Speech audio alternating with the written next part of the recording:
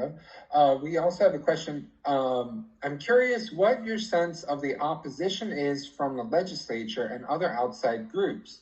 Are they gaining steam, or have they dialed back their opposition recently? And ultimately, would there be a delay from that January 2022 deadline? Yeah, great question.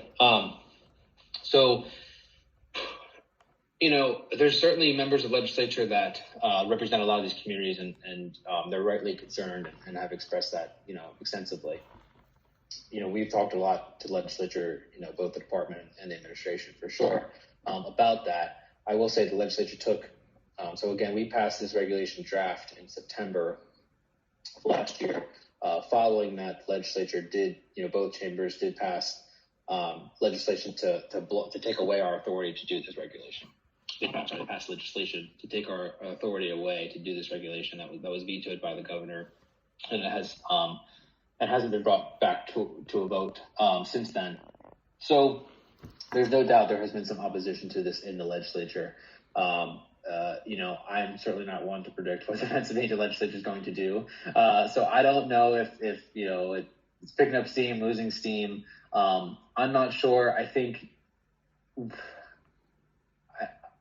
the main opposition has been centered around the economic impact in certain areas, right? So Indiana County, they have, I think, 3 coal-fired power plants.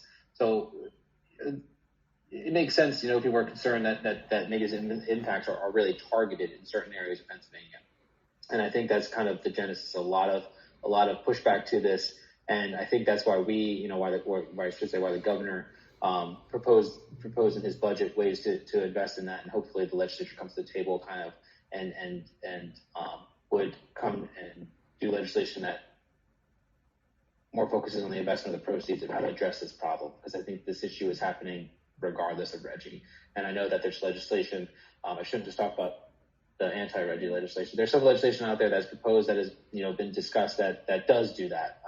That people can, that I think has been introduced this session, or certainly introduced last session, that talks about how to invest the proceeds and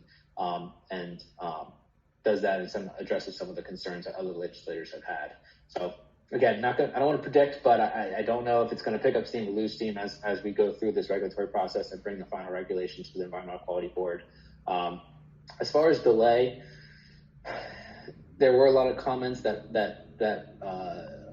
were comments that recommended basically we passed the regulation this year, but we don't actually implement it. It doesn't start until maybe the following year.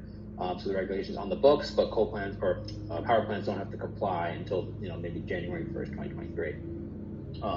That's been discussed. I think for us, we're proceeding as planned for our timeline to begin in January 1st, 2022. If the legislature would take action to delay that, then we'll adjust. But I think for us, we see this as something that